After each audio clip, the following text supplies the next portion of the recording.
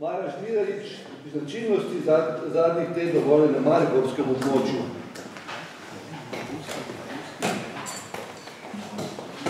Hvala lepa in pozdrav vsem. Dovolite pa, da še en pozdrav uvodoma prečitam, oziroma ga citiram s čisto določenim namenom. Gre namreč za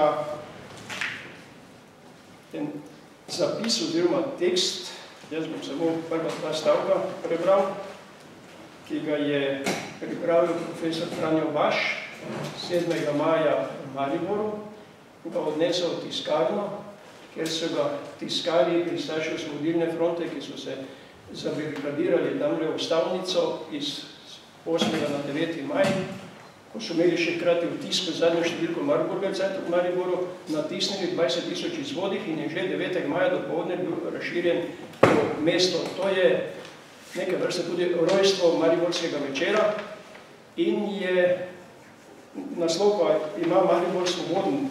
Baš pa pravi v prvih dveh stavkih takole: Maribor vas pozdravlja brez slavolokov in povork, Maribor, ki krvavi iz neštetih ran, povzročenih po vojni vihri, pa vas pozdravlja z vsem svojim srcem, iz globine svoje duše, utešen v hrepenenju težkih in dolgih 49 mesecev. Namreč okupacija Maribora je trajala točno 49 mesecev in en dan. Če računamo prihod nemške vojske v Maribor 7. aprila popoldne, pa do 9. maja 1945. To sem rekel čisto namerno, zato ker vidimo, da Maribor ni bil obdan z bodečo žico, pa vendar vojno je preživel prav v specifičnih razmerah iz različnih vzrokov, nekatere bom malo omenil, in pa ne samo v specifičnih razmerah, pa verjetno tudi v najtežjih med slovenskimi mesti. Temeljna značilnost celega obdobja okupacije Maribora je ta dvojnost. Na eni strani strahovito nasilje in razrabljevanje ukrepi okupatorja, na drugi strani permanentni odpor, ki je bil prisoten tako rekoč od aprila 1941 do maja 1945. Ko pa govorimo o značilnosti in posebnostih te okupacije zadnjih tednih vojne, pa moramo upoštevati te razmere, ki so bile posledica vseh teh 4-letnih dogajanj v mestu, ki mu je okupator v svojih načrtih namenil posebno usodo. Namreč šlo je za to, da je tukaj bil sedež nacistične uprave za celotno okupirano okupacijsko enoto Spodnja Štajerska, kar je ob številčno in ekonomsko že močni nemški manjšini pred vojno samo še povečalo delež nemškega življa v mestu v Dragi. Okupator je skoraj do konca vojne intenzivno izkoriščal tudi mariborsko industrijo za svoje vojaške oziroma vojne potrebe. Od vsega začetka skrajno rigorozni pa so bili tudi njegovi raznaredovalni ukrepi, saj je Maribor imel pravzaprav za neke vrste vzorčni primer upravičenosti dokazovanja svoje teorije o nujnosti tako zvane ponovne osvoboditve slovenske Štajerske in Maribora kot nemškega mesta, ki je bilo po prvi svetovni vojni po njihovem mnenju po krivici odtrgano od nemškega nacionalnega telesa. Kljub temu okupatorjevu nasilju in represalijam, ki jih je izvajal na slovensko prebivalstvo, je bilo v Mariboru ves čas okupacije pa prisotno tudi odporniško gibanje, do katerega je prišlo pod vodstvom takrat razmeroma zelo močne komunistične organizacije v mestu že kmalu po nacistični posedbi. Vemo, da je bila 3 dni po Hitlerjevem obisku v Mariboru že prva akcija, doslej ena prvih v Sloveniji, 29. aprila. Z manjšimi in večjimi oscilacijami je bil ta odpor v mestu, kot sem rekel, prisoten do konca vojne. Do jeseni, ali pa tam v poznem poletju, pa je sploh bil Maribor središče odporniškega gibanja, dokler ni prišlo do tistih znanih aretacij avgusta in septembra v Mariboru. Odporniško središče za celotno okupirano slovensko Štajersko. Takrat je bila zaradi spleta okoliščin okupatorjev vdor odporniška organizacija v Mariboru skoraj celoti razvita. Edini od teh je Zidanšek še do decembra vzdržal v mestu, vsi ostali so bili bodisi že zaprti, bodisi so se morali umakniti. Opomogla se je ta organizacija malo močneje šele v jeseni 1943, ko je za nekaj časa v Maribor zopet postal žarišče odpora za širše območje severovzhodne Slovenije, ne več za celotno slovensko Štajersko, ampak za okrožje pa še mogoče malo več. Po novih udarcih, ki pa ga doletijo po leti 1944, pa je potem do pomladi zopet, bi rekel, kar precejšnje mrtvilo vladalo v mestu.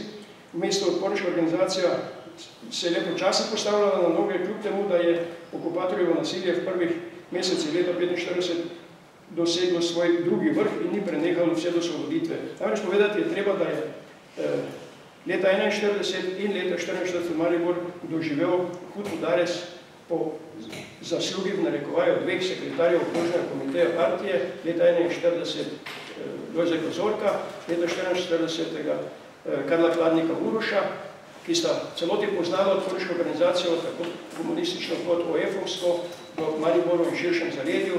Za Zorka lahko povemo, da je praktično do zadnjega imena, razen Karla Rebrška, verjetno, da se ga ni spomnil, drugega razloga ne vidim, zakaj ga ni imenoval v tem zaslišanju, so imena vseh članov teh partijske organizacije v Mariboru in nišče praktično od teh ni vojne preživel, ki jih je on tam na teh zaslišanjih gestapovskih, ki so v arhivih shranjeni, imenoval.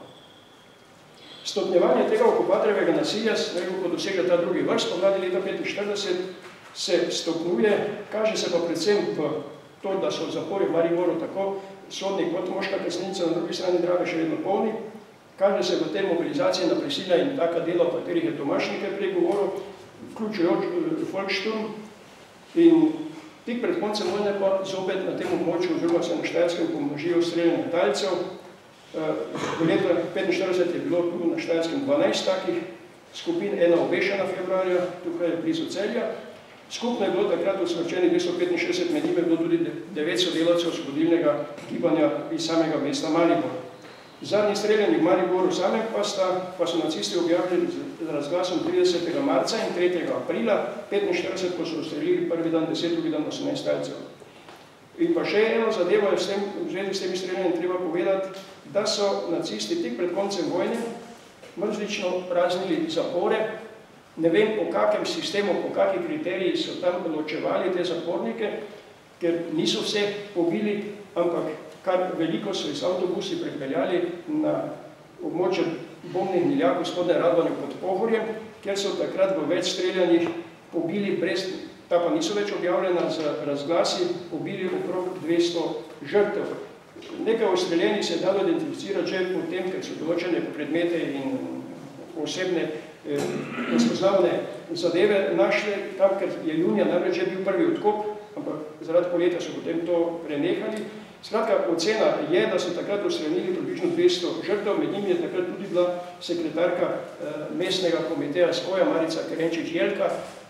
Njo so ravno spoznali po eni verižici, ki je imela materin emblem v njej, prejeni, da je ona tudi med temi žrtvami, ki je pa bila, mislim, da 16. marca aretirana. No, skratka, s približevanjem fronte, oziroma so pa nacisti skušali prebivalstvo preslepiti tudi z okrepljeno propagando, je značilna za mesec april, že druga polovica marca.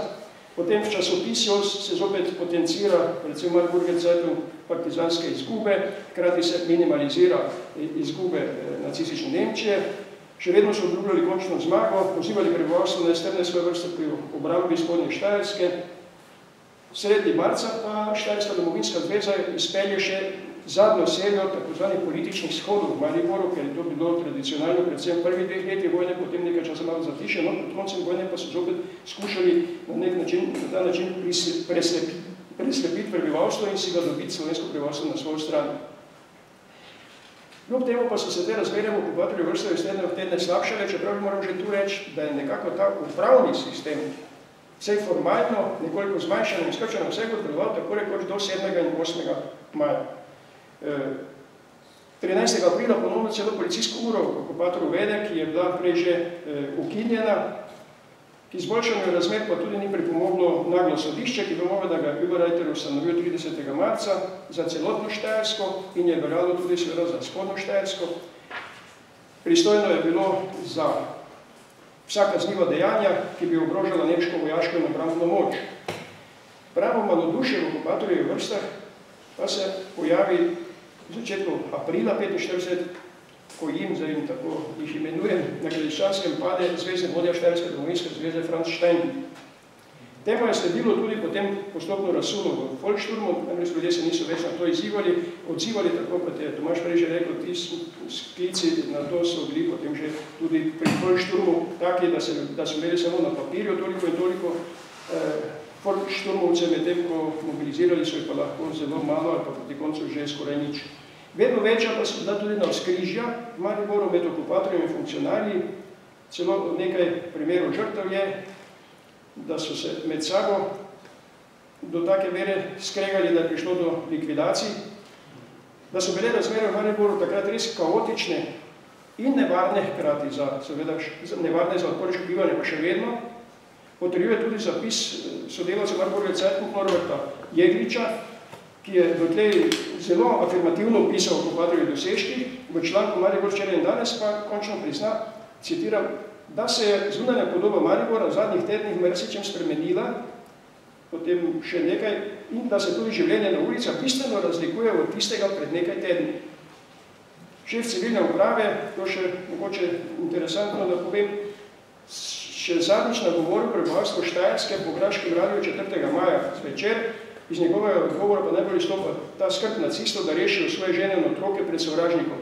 To se je pa na tem našem območju že pričelo, tako rekoč od tistega drugega bombnega napada oktobra 1944, ko so najprej začeli evakuirati tako nacistični funkcionarji kot nacistični učitelji, profesori, ki so na mariborskih šolah učili najprej svoje otroke in družine, kasneje v aprilu in marcu pa potem tudi že nekateri od teh sami zapuščajo in ostajajo samo nekateri tisti na vodilnih mestih posameznih uradih ali pa njihovi namestniki v samem mestu.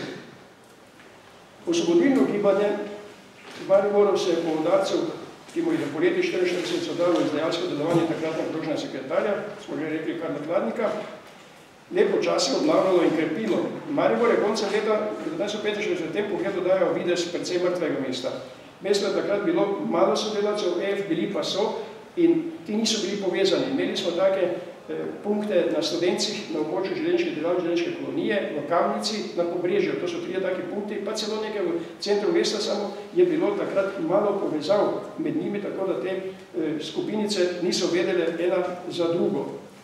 Delovalo je takrat po podatkih okrožnega odbora iz teh poročil marčevskih in aprilskih 15 odborov Osvobodilne fronte, 5 odborov Zveze slovenske mladine. Ženske protifašistične zveze v Mariboru takrat še ni bilo organizirane, niti potem pokrajni komite KPS Maribor mesto je imel takrat samo 4 člane, med njimi sta bila 2 ilegalca, ki sta stalno prebivala v mestu, drugi so se zadrževali zunaj mesta, ali na Pohorju, ali še bolj na Kozjaku, v kraju Maribor Levi breg. Ta 2, ki sta v mestu delovala, sta bila Jože Stalnik Zvonimir, ki je bil tudi potem sekretar, hkrati pokrajnega odbora OF in pa pokrajnega komiteja KPS do konca vojne in pa njegova sodelavka Rozika Bohinc. Tako da sredi marca lahko rečemo, da je v Mariboru že kar ponovno zelo močna organizacija odpora, kateri pa nekako prednjači mladina. Zlasti nekaj skojevcev, majhna številka, je takrat bila, so pa ti bili zato toliko aktivnejši, mislim, da takrat nekaj okrog 7 mladih skojev, glavnem so to punce bile, ki so bile zelo aktivne, ki so bile zaposlene nekaterih okupatorjih uradi. Samo je primer naveden, 6. marca takrat so proslavljali tako zvani Titov rojstni dan in so takrat izvedli zelo široko in uspešno prosilno napisno akcijo po mestih, ki je pri nacisti zbudila veliko zaskrbljenost in preplah. Zanimivo je ta zadeva ta, da so ti letaki bili raztreseni po celem mestu in da so ti letaki bili natisneni oziroma natipkani v okupatorjevih uradih, na okupatorjevih pisalnih strojih in s okupatorjevih papirjev, če tako banaliziramo zadevo. No, takratna sekretarka, takratna komiteta, že omenjena Marica Karenčič, je imela nekaj zelo zagnanih in uspešnih sodelav, jaz se tu ne bom navajal. Po njeni smrti je ta skupina, ker so večinoma aretirane, ampak razen je in še, mislim, da ena večina je bila izpuščena in so potem nadaljevali tudi s tem delom do konca vojne. Takrat je po njeni aretaciji, je po nekih podatkih Binej, v mestu bilo samo 7 skojev, zato pa je takrat že ZSM, Zveza slovenske mladine, imela že 70 članov oziroma 9 odborov teh mladinskih in da je ob koncu aprila potem bilo v mestu 27 odborov OF, 10 odborov na koncu potem že skoja, ki se je povečal v zadnjih 14 dneh in pa en odbor ženske zveze in pa 2 odbora delovske enotnosti. To je, če primerjamo s celotnim okrožjem v nekaterimi drugimi kraji, sicer manj, precej manj, ampak za razmere, ki so mesto vladale, je to vendarle veliko, kajti vsi ti večina je bila še legalcev, tako zvanih, ki so bili v rednih službah in so s tem seveda še veliko tvegali, ker milosti pri okupatorju vsej v Mariboru mestu do kraja, praktično do 8. maja ni bilo. V zadnjih tednih vojne je v pripravah na osvoboditev organizacija OF bila v vseh večjih uradih, podjetjih, tudi že v trgovini, gospodinstvih med izobraženci, kolikor jih mesto še bilo. Zaradi teh težavnih okoliščin, še posebej po okupatorju vdoru v odporniško organizacijo sredi marca, kot se rekel, pa se vodstveni kadri, ki so bili ilegalci, niso mogli več zadrževati v mestu. Zadnji posvet aktivistov mariborskega območja, predvsem šlo za pokraje Maribor Levi breg in Maribor mesto in Maribor desni breg, je bil na Kozjaku na Tuzljem vrhu 27. aprila na 4. obletnico ustanovitve Osvobodilne fronte. Na tem sestanku je bilo največ govora o pripravah na osvoboditev in pa o posameznih zadolžitvah o prevzemu oblasti, kar se je potem tudi zgodilo, ko je prišla komanda mesta v Maribor in so se potem razdelili te naloge med vojaškimi, policijskimi in pa tistimi tako zvanimi civilnimi zadolžitvami, ki so jih prevzeli pa člani pokrajnega odbora OF pretežno. Mogoče še to, da povemo, da je skozi Maribor vtorek 8. maja popoldne bežal, on pa je bežal takrat tudi poglavnik ustaške NDH Ante Pavelić, spremstvo, ki pa je kmalu za Šentiljem skrenil levo, ker je bilo že proti severu prenevarno, da bi prišel v roke rdeči armadi in na sever seveda ni mogel zaradi te nevarnosti svojega umika nadaljevati. Medtem, ko se sovražnik umikal, v nekih ozirih nekateri tudi kar panično, je bilo na vsakem koraku pa opaziti, da je glavna skrb Mariborčanov zavarovati mesto. Tu se potem srečamo z tem, namreč okupator je imel pripravljeno, videli smo, da je marsikje so porušeni mostovi bili komunikacije, tudi mostovi Mariboru so bili minirani in nekatera pomembnejši objekti javne rabe so že bili minirani za porušanje teh objektov. Tu pa je treba reči, da gre za slugo pogumnim aktivistom OF in nekaterim obveščevalcem, tu bi jaz kar 2 omenil, obveščevalcev glavnega štaba Staneta Terčaka in pa vodjo obveščevalnega centra Pohorje Staneta Krištofa, ki sta imela navezane stike z nekaterimi, oziroma z enem od teh je bil nemški oficir oziroma starešina v Mariboru, Max Kincer, ki pa je s partizanskimi obveščevalci že od poletja 1944 skrivaj sodeloval in Kincer je Terčakov za sveto obljubil, da po njegovem odhodu, da bo dal ukaz svojim, da razminirajo oziroma da odstranijo vžigalnike, da do eksplozije ne bi prišlo. No, nekaj podobnega so uspeli vzpostaviti tudi druga skupina aktivistov z nemškim kapetanom Mariborom, Francem Rajevcem, ki je pa bil tisti, ki je svoje enoto prav čuval ravno mostove do konca. Mostove so počuvali in niso spustili zrak, ker so še 8. maja in še 9. maja zjutraj ta zadnji odhajali skozi mesto in so mostove rabili. In takrat, to je zdaj samo ustna izjava pričevanja Jožeta Goloba iz Roškoha, da je Rajevec obljubil, da bodo onesposobili žigalne naprave. To se potem verjetno zgodilo, ker do eksplozije ni prišlo. Pomemben vzrok, da nacisti niso porušili mariborskih mostov in pa nekateri drugi industrijskih obratov, pa je bil verjetno tudi v izvedeni odredbi, če se spomnite, ministra Alberta Špera, ki je ta znameniti Hitlerjev ukaz iz 19. septembra po uničenju vseh gospodarskih obratov in prometnih naprav v umiku nemške vojske spremenil uničenje v onesposobitev. In glavno razloga za ta okupator je razmerno miren umik iz Maribora, pa je verjetno tudi v tem, da je nemška vojska vse do 9. maja rabila te mostove in da je na koncu, pa verjetno so tudi se te zadeve zgodile, da do te ni prišlo. Tudi delno zaradi tega, ker je takrat že narodna zaščita in aktivisti OF so zasedli nekatere tovarne, naprimer tovarno letalskih delov, ki je delalo še popoldne 8. maja, zvečer so se odpravljali na umik proti Dravogradu. S pomočjo nekaterih železničarjev na glavni studenčki postaji ter delavci železniških delavnicah in pa v tiskarni ter še nekateri drugih podjetij, kot je Mestni vodovod, glavno transformatorska postaja, so namreč predstavniki narodne zaščite v zadnjem trenutku pravočasno uspeli razorožiti, seveda na prigovarjanje, ampak oni so potem videli, da nima smisla se tu opirati vodstvo teh obratov, ter prevzeti upravljanje podjetij že 8. maja v popoldanskih in večernih urah. Tako so tudi narodni zaščitniki v železniških delavnicah celo preprečili, so imeli že natovorjen dolgi tovorni vlak, kjer so hoteli neke stroje pa dragocenejše orodje železniških delavnicah peljati sabo, kar je bilo tudi podobno se je zgodilo pri tovarni letalskih delov na Tezno, kjer so jim tudi preprečili umik, tam je šlo za, mislim, da 2 ali 3 celo take transporte. In pa tudi to je, kot sem že omenil, velika zadeva bila, da so uspeli ta časopišča, tako rečem, bolj svobodno natisniti v takih razmerah, kar je neke vrste unikatna zadeva tu na našem območju. Zadnji zločini so se zgodili še 9. maja zjutraj, 4 žrtve padajo, predvsem kot posledica obešanja slovenskih zastav, ko so zadnjo mekajoče Nemški še streljali na te in pa tam tudi med tem tudi pada en bulgarski častnik. Posebej bi rad omenil probleme, ki jih je povzročala bulgarska vojska v Mariboru.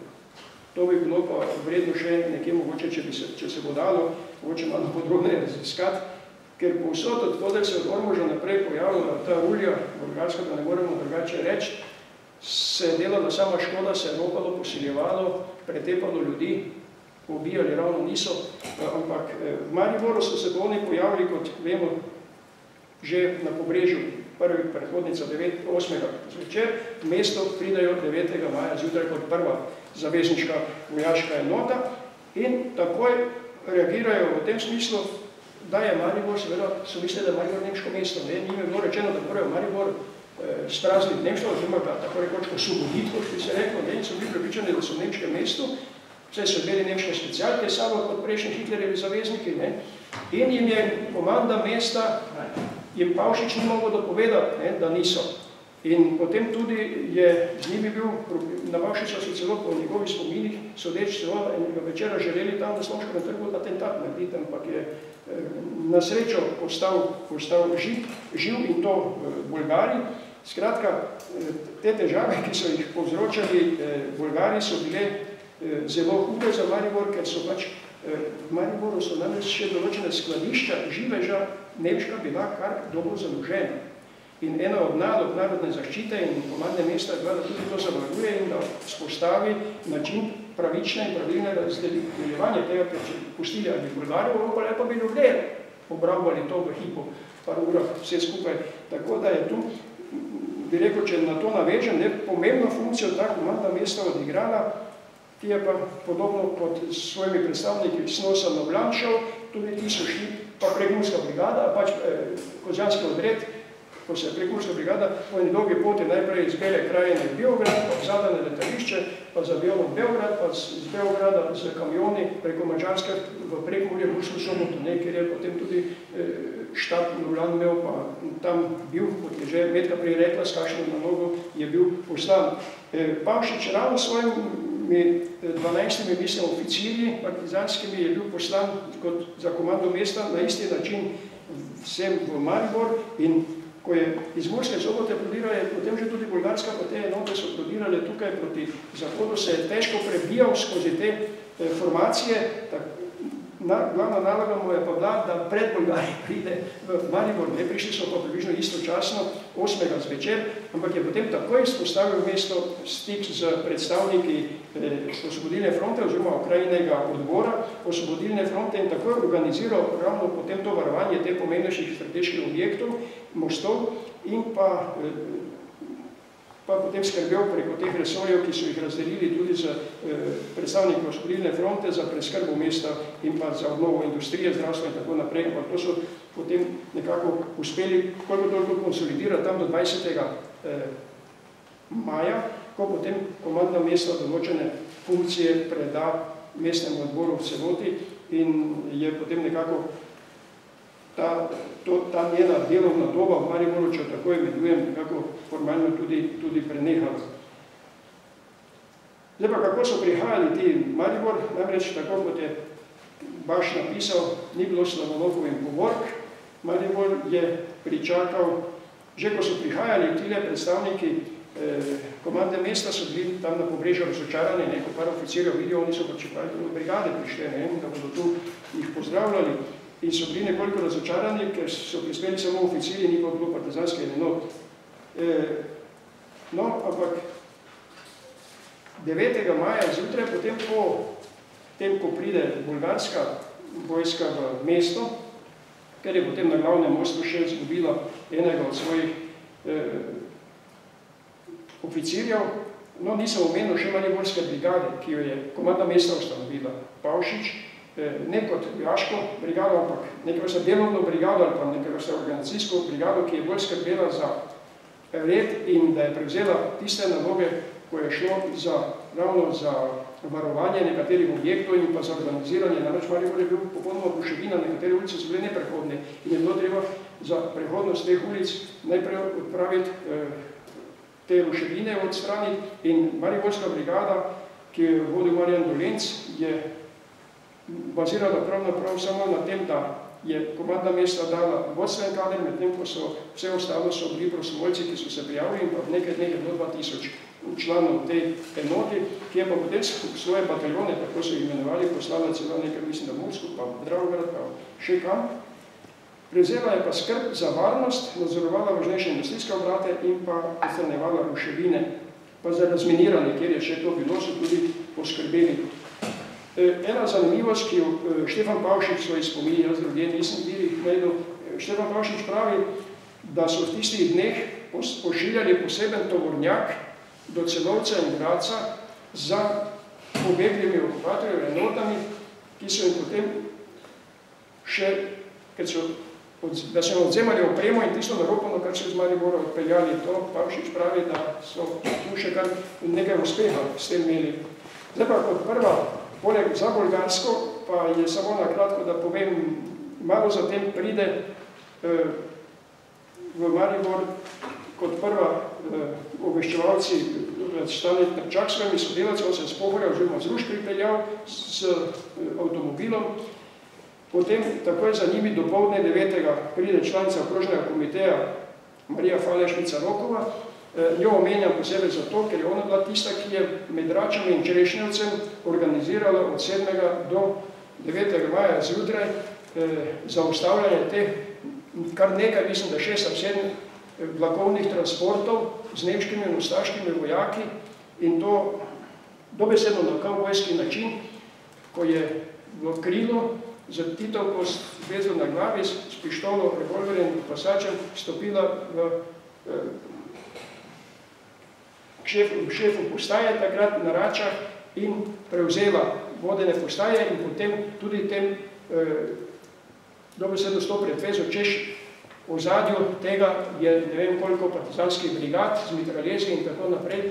In namreč to je bila tvega na teh par aktivistov, ki so bili z njo, bi jih ustaši ali pa Nemce Fibo pošicali in nikom ništa ne bi bilo, če bi se to zgodilo. Tako da, ampak ona je še nekaj takih dejanj vedela. Skratka, tu je kar veliko s pomočjo potem tudi železničarjev v Račah, pa potem na Pragerskem v Čerešnjevcu, predvsem sta tu dva prometnika, v Račah je takrat bil to Anton Šemičnik in na Pragerskem Jože Pristovnik, ter od javnih vlakov tam med Račami in pa Pragerskim Peter Tučič, ti so takrat enako pogumno se zadržali, da so te vlakovne kompozicije glavnem razorožili oziroma jih obrnili proti Poljčanam in večina teh je potem z vlakov odšla pri Konjicah skozi Vitanje po oni strani proti Mislinjski dolini, ni šla potem čez Maribor, oziroma ti sploh niso šli potem tukaj naprej.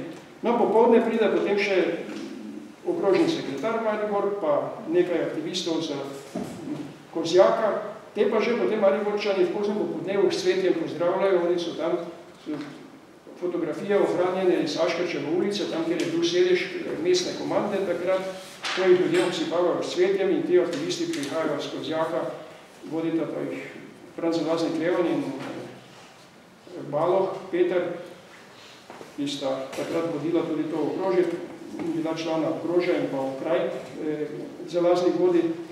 No, že zvečer 9. maja je pa tudi, bi rekel, nekaj prva slovesnost ali pa bila že na glavnem trgu. Zvečer istega dne pride potem še del 3. brigada Gnoja, pa pride potem naslednji dan pride potem Prekmurska brigada kot prva večja prava partizanska enota Maribor, proti večeru še 51. že omenjena divizija 3. armade in pa v poznih večernih urah tam okrog 10. iz Celja. Slišali smo, da sta Zidaškova in Šlandrova bili poslani v Celju pomagati urejevati zadeve za Ustaši pretežno. Zidaškova, ki pa je potem samo prenočila Maribor in zgodaj zjutraj že z vlakom odide na Koroško, ker se je mudilo. Vemo, da je Šlandrova tudi potem dan ali pa pozneje tudi odšla na Koroško. No, istega dne potem skozi Maribor gre potem še 36. divizija 3. armade, 12. maja pa še njeni 12. in 40. divizija. Prvo veliko proslavo osvoboditve pa Maribor doživi v nedeljo 13. maja na Trgu Svobode, kjer se zvrstijo številni govorniki, med njimi tudi Vlado Ambrožič in pa poveljnik 3. armade Fosta Nač, pa Selven Krager, ki je bil takrat sekretar oblastnega komiteja KP za Štajersko in še nekateri drugi. No in kot se že rekel, po odhodu Bolgarov pa potem prevzame življenje in upravljanje mesta, nekako ta mestni ljudski odbor. Rane, ki pa jih je vojna prizadejala Mariboru, pa so bile globoke in so se poznale pravzaprav še nekaj desetletij po vojni in misli, da je na nek posredni način Maribor čuti še danes, še posebej ravno zaradi teh bombnih napadov, ki so prizadejali mesto Like. Mesto je žrtvovalo približno 2700 Mariborčanov, je padlo. V mestu sta bile dve velike morišče, če tako štejemo, morišče sodnih zaporov, ker je bilo useljenih toliko talcev in pa to leta 1942 nemško-etniško taborišče v Belju, kjer so ruski vojni ujetniki, v glavnem tudi drugih nacionalnih simpatij največ umirali. Skratka, ta položaj Maribora ob koncu vojne resnično je bil nekoliko drugačen, recimo ni imel tega problema kot Celje, ker se tu nagrmadila ta množica teh ustašev, ki so grozili z marsičem, delno tudi po zaslugi, ker so vračati te transporte vlakovne uspeli ustaviti in jih potem obrniti, da so se po drugi poti skušali prebiti na Koroško.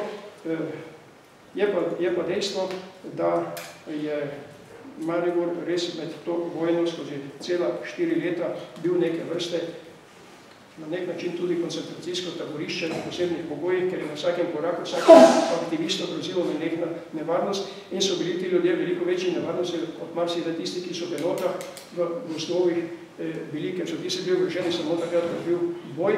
Tile terenske delavce v večjih urbanih naseljih pa so bili nenehno smrtne nevarnosti. Hvala lepa. Hvala lepa.